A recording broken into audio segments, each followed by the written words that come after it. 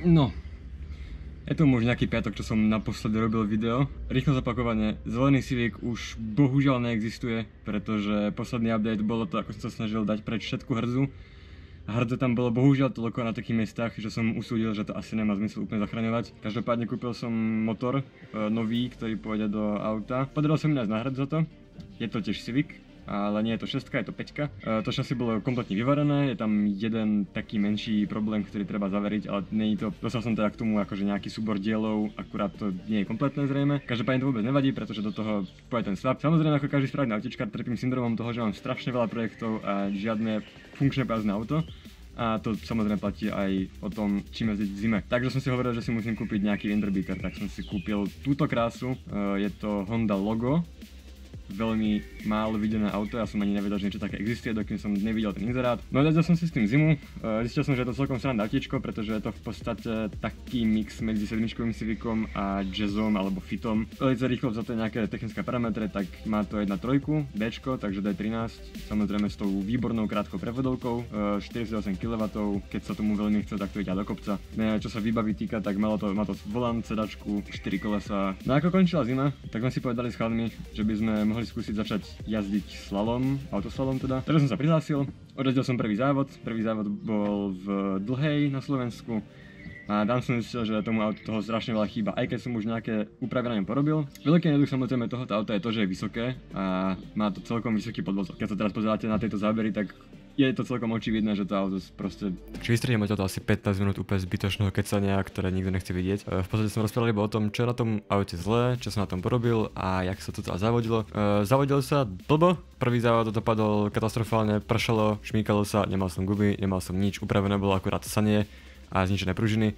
Nepomohlo to, šmíkal som sa, bolo to hovne. Druhý závod, tam už som mal kúpené 15 kolesa, lepšie gumy. Inak nebolo porobené nič okrem toho a tam už to bolo super, bolo krásne, sucho, teplo a šlo sa celkom dobre. Samozrejme auto je stále konštrukčne na hovno, treba na ňom porobiť strašne veľa vecí. Čo sa úprav týka, ktoré som už spravil, tak samozrejme ako je z toho na videu vidieť, tak vymenil som sedačku za pár korún z marketplaceu, vymenil som pásy, tie som dostal od kamaráta zadarmo, spravil som tam custom sane a filter Apexy a sú tam znížené pružiny MTS o 30 mm na každej strane a samozrejme sú tam tie kolesa na diely, sú tam OZA, na závody tam mám nejaké 15 palcové no brand niečo a pneumatiky Dunlop, opäť neviem aké, nejaké budget, ale držia lepšie ako tie 15 ročné Marumy. Ja už som to teda dneska strávil nejaký čas meraním a rozoberaním toho, jak by to asi mohlo vyzerať. Vyrobil nejaký plátik, ktorý by sa dal sem, na to by sa navaril nejaký proste držiak tej tyči. Tá tyč by trčala zhruba sem a vlastne by sa potom viedla to ponad motor až sem, ku kasle by to bolo uchytené niekde cca v týchto dvoch bodoch. Pár dní od posledného vstupu, zatiaľ mám teraz spravný iba jeden. V podstate adaptér, ktorý spadne presne sem.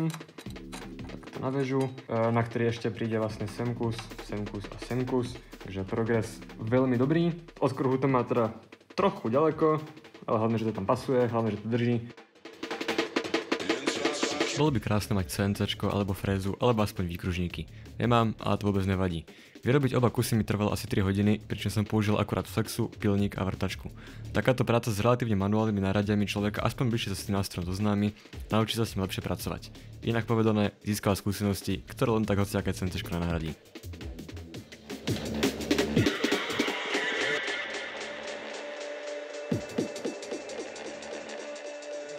No, aktuálne progres je taký, že som si zohnal nejaké železo a nameral som si tu na stred tyče, stred auta, a respektíve stred medzi tými dvoma tomičmi a mám veľmi približne uloženú tyč, ako bude tá hlavná, tá rozperná a teraz potrebujem vyrobiť tie dva kúsky, ktoré budú spájať vlastne misky spolu s tou hlavnou rozperou. A to aby sme pekne pod uhlom spojili dve trubky, tak potrebujeme spraviť takýto notched res.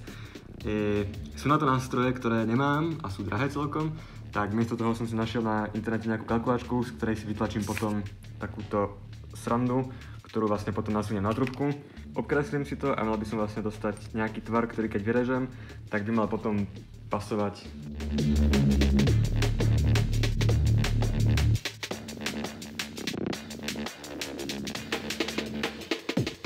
Tak, zhruba za nejaké 3 minúty nám vzniklo niečo takéto.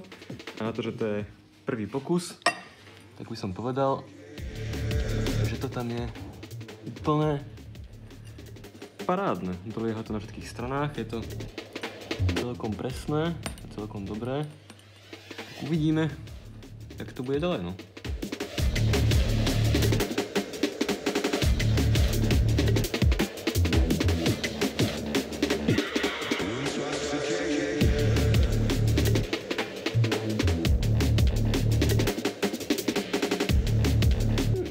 Ďalšia tiera do zbierky. Yes. Asi som narazil na menší design oversight. A to sú tieto stupidné brzdové hadičky. Pretože na druhej strane to mám vymerané tak zhruba na stred toho, akurát chcem to na stred proste nedám, pretože tak navrhol som noč trubky na tie držáky. Všetko v pohode. Akurát mi došiel plyn. Takže musím pre plyn toto tam dať.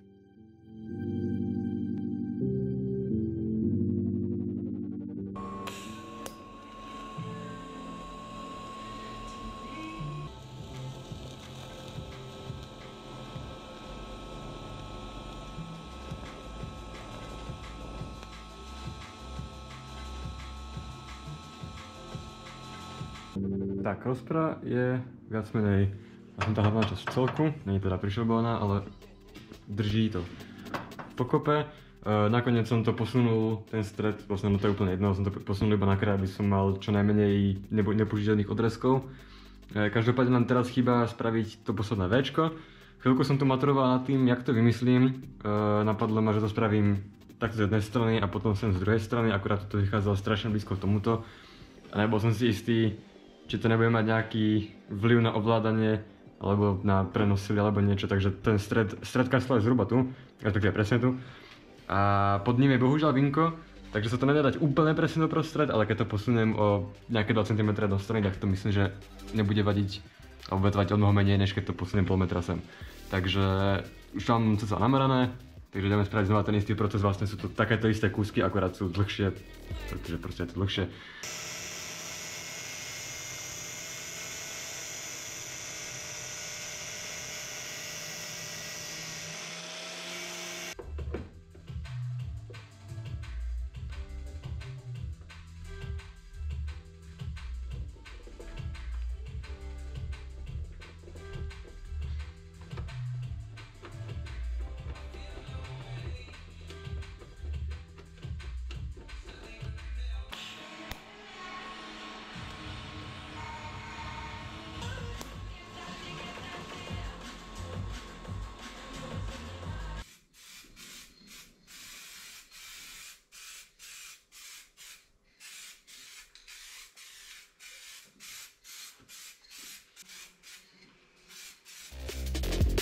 Vidíme, rozprava na aute ešte není, aj keď auto už je konečne na svojich hotové. A je to z toho dôvodu, že som tak nejak prehľadal to, že ten tlmič má výšku nejakú ešte nad tú väžu. Takže sa to tam dá dať veľmi ťažko a v podstate potrebujem ešte takto kúsok z každej strany nejak vybrúsiť, aby som to tam vedel toho narvať.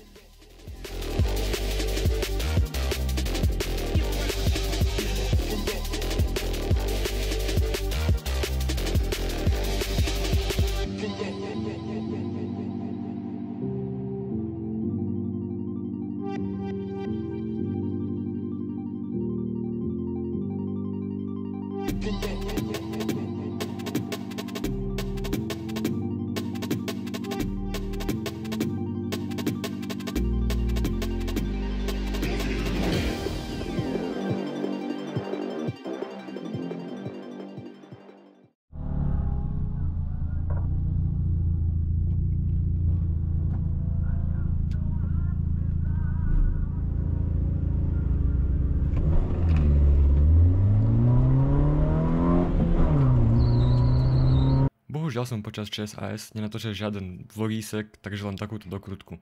Každopádne, event bol ako vždy super, v noci z piatka na sobotu vydatne pršalo, tréning bol mokrý, ale dalo sa to zvládnuť.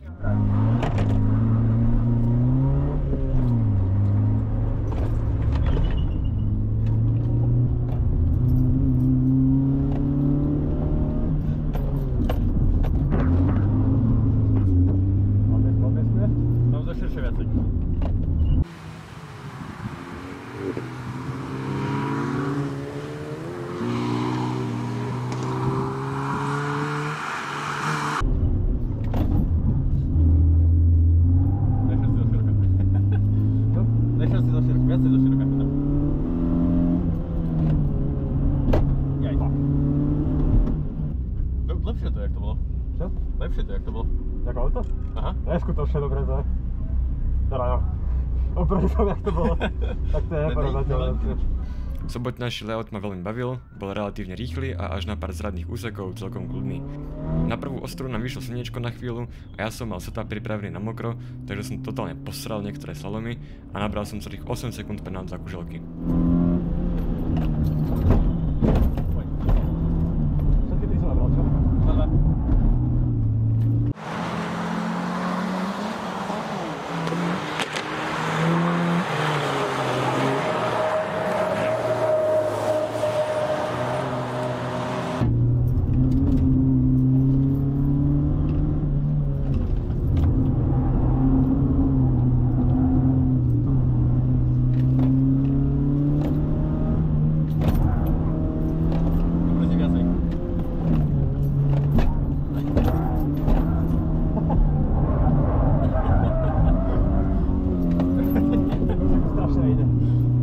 Strašne mi to nejde.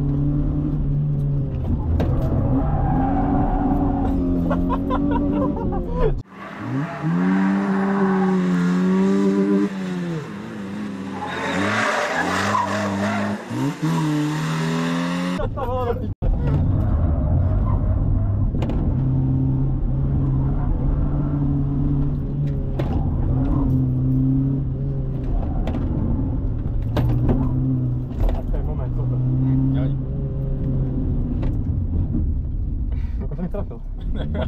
Asi 7.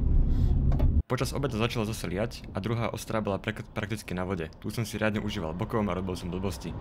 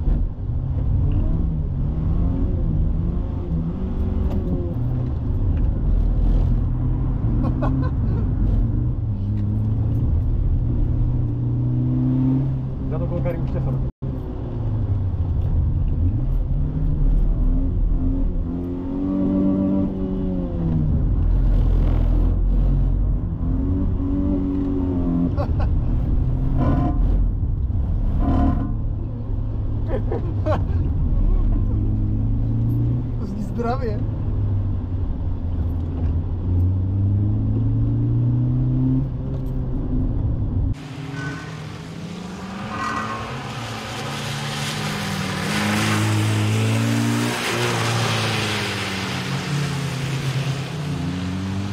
Posledná mala trošku slnečka a tu som zabehol síce o sekundu pomalšie ako prvú, avšak čisto a bez penalt.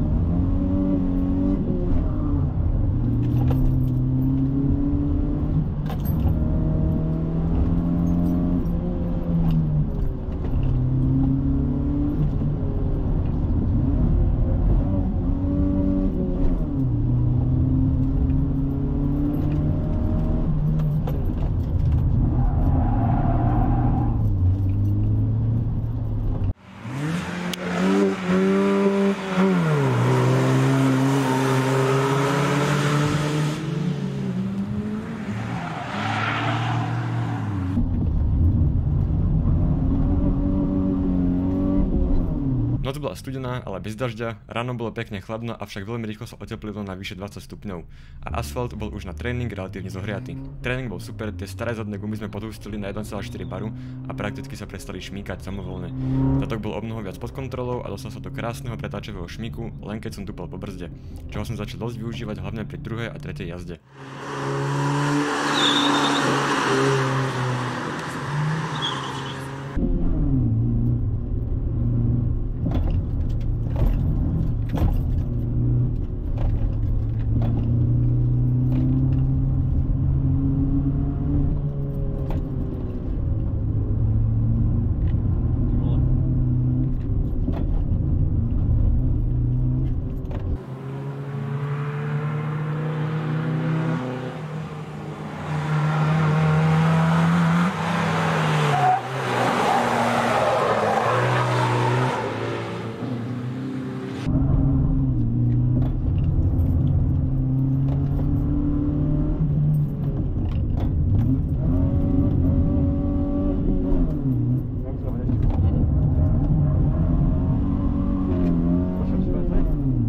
Pri prvej som pohol kužel a dostal som 2-sekundovú penaltu, každopádne čas bol celkom príjemný a som teda na moje pomery.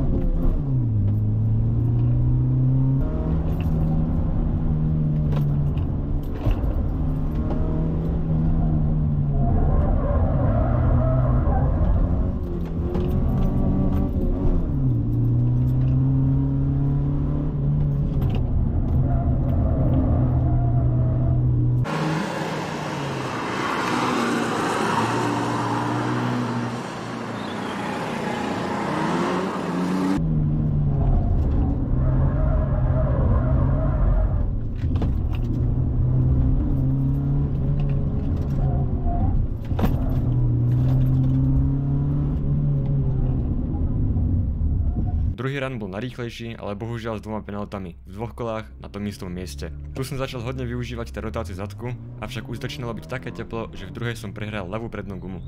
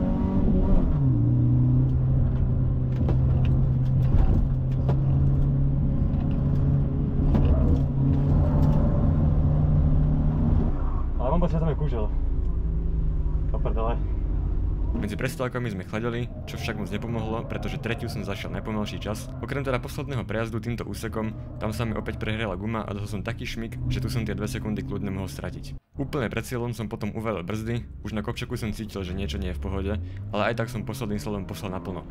To sa mi samozrejme vypomstilo, keď pri predbrzdení posledného SIčka mi pedál spadol na podlahu a ja som preletel posledné 2 kužele pred cieľom, či som dostal 2 sekundy v penaltu.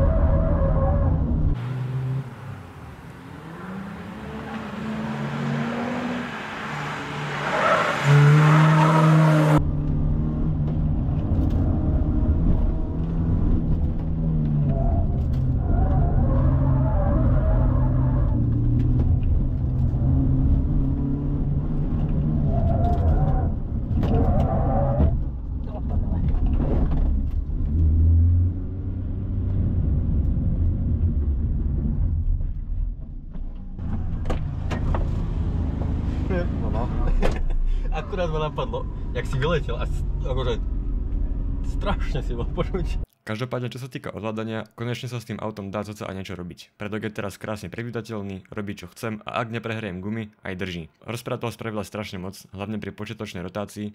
Je cítiť, ako celý predok je tužší a omnoho reaktívnejší. Čo sa zadku týka, tam treba vymeniť tlmiče, pretože vytiekli medzi tým a panhardová tyč je ohnutá. Do ďalšieho závodu je teda na pláne zohnať podložky na zadné kolesa, vyrobiť panhardku a skúsiť opraviť geometriu. Ďalej by to chcelo poriadne opraviť výfuk, teda zaveriť všetky diery, ktoré tam sú a zistiť, či by som dokázal narvať hlavu z D14 na tento blok, primárne pretože toto je 8 ventil a aj viac vzduchu do motora už nedostanem. Toľko k tomuto videu teda, uvidíme sa zhruba za mesiac na závode na dlhé na Slovensku.